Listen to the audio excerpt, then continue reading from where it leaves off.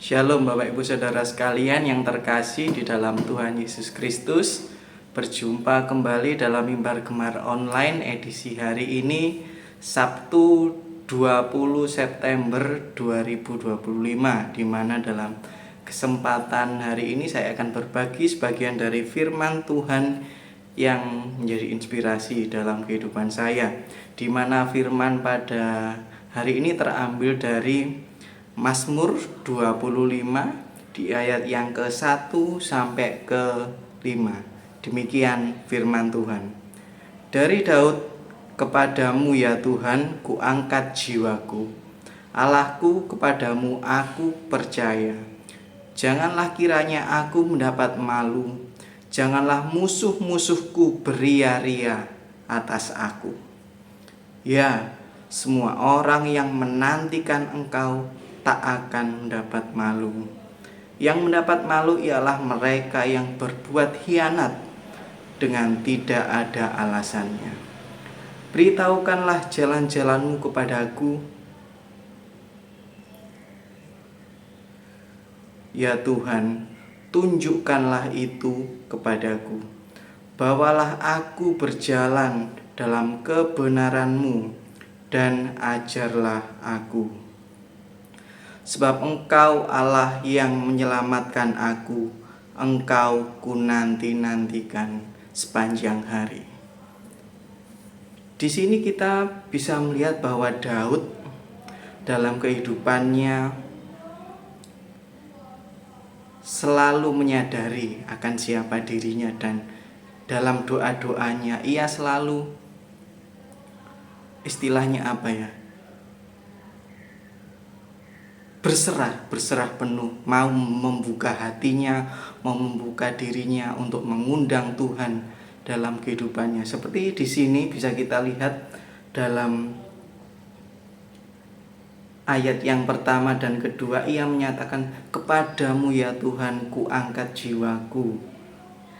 Allahku, kepadamu aku percaya, janganlah kiranya aku mendapat malu. Di sini Daud dengan penuh kesadaran ia rela menyerahkan segenap jiwanya, segenap hidupnya kepada Tuhan, dan ia mendasarkan kerelaannya ini di dalam iman dan kebenaran yang sejati, di mana ia percaya bahwa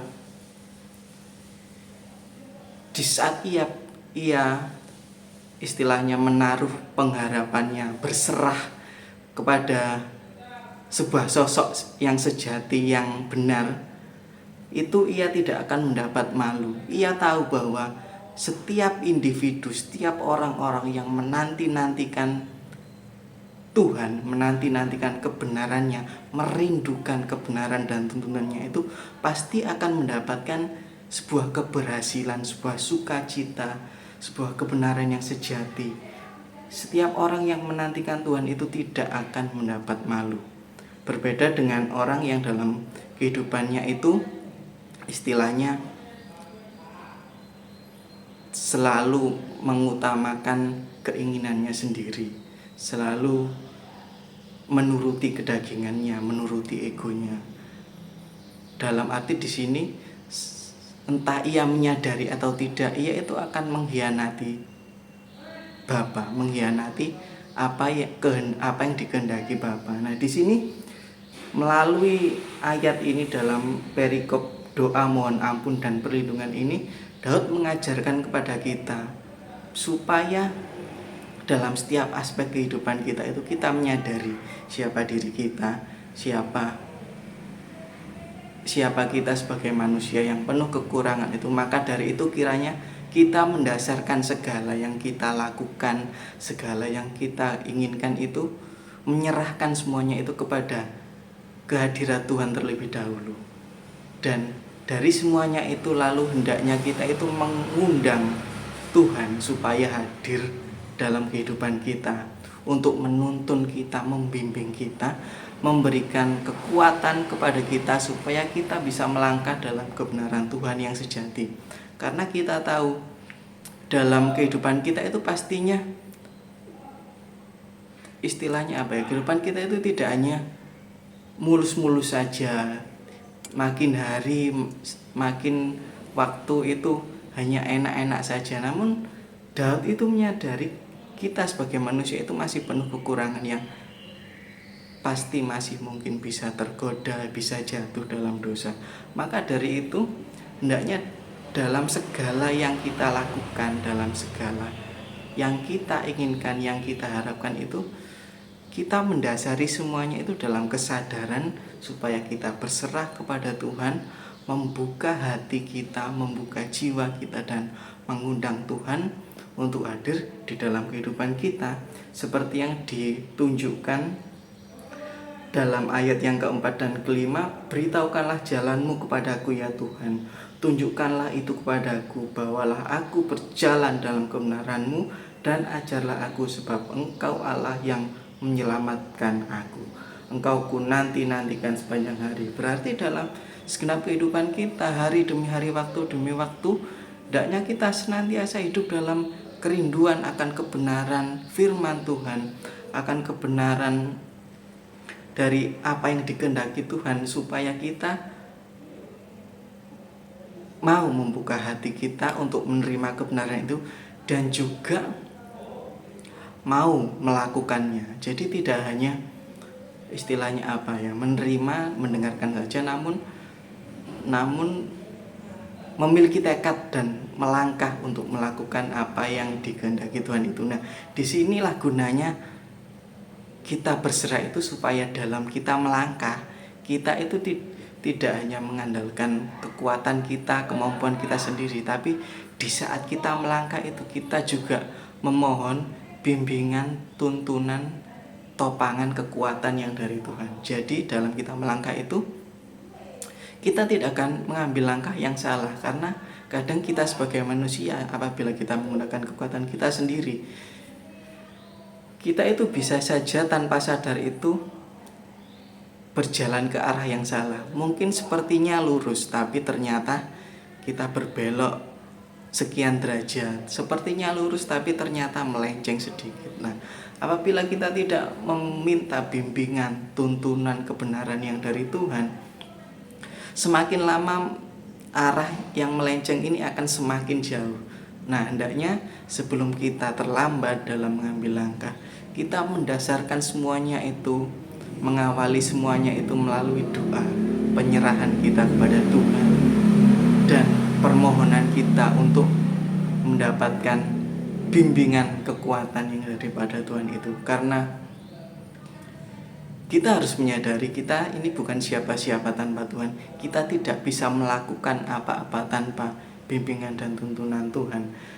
Dan apapun yang kita lakukan itu hendaknya hanya untuk satu tujuan, yaitu memuliakan nama Tuhan dalam kehidupan kita, supaya dalam segala aspek kehidupan kita, apapun yang kita lakukan, segala yang kita hasilkan dari kehidupan kita itu bisa menjadi saksi kemuliaan Tuhan untuk orang-orang di sekitar kita. Maka dari itu, Bapak Ibu Saudara sekalian, marilah kita bersama-sama untuk selalu melandaskan seluruh aspek kehidupan kita itu, mengawali segalanya itu dalam doa, dalam kesadaran penuh, dalam penyerahan penuh kepada Tuhan. Dan marilah kita senantiasa membuka hati kita untuk mengundang Tuhan hadir dalam kehidupan kita, supaya Tuhan itu senantiasa memberikan kita kekuatan, membimbing kita, menuntun kita dalam kebenarannya yang sejati. Mari kita berdoa.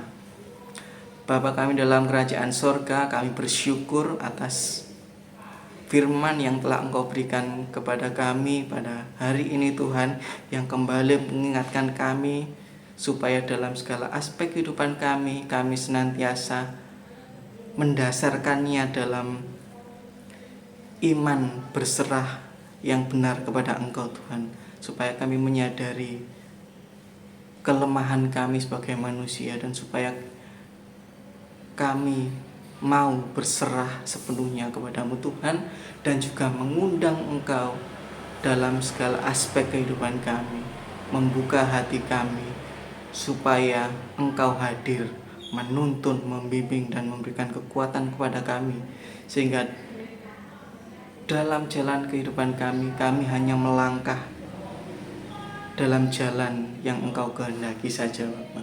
Terima kasih Tuhan, terima kasih Yesus, terima kasih Roh Kudus atas bimbingan penyertaan-Mu yang ada dalam kehidupan kami selama ini dan bahkan sampai ke depannya nanti Tuhan. Kami percaya bimbingan tuntunan-Mu selalu ada dan kami rindu dan kami mau Tuhan untuk senantiasa melangkah bersama Engkau sampai di kekekalan nanti Bapa. Terima kasih Bapa, terima kasih Yesus, terima kasih Roh Kudus. Hanya dalam nama-Mu Tuhan Yesus kami telah berdoa dan mengucap syukur. Haleluya. Amin. Demikian Bapak Ibu Saudara sekalian mimbar gemar pada edisi hari ini.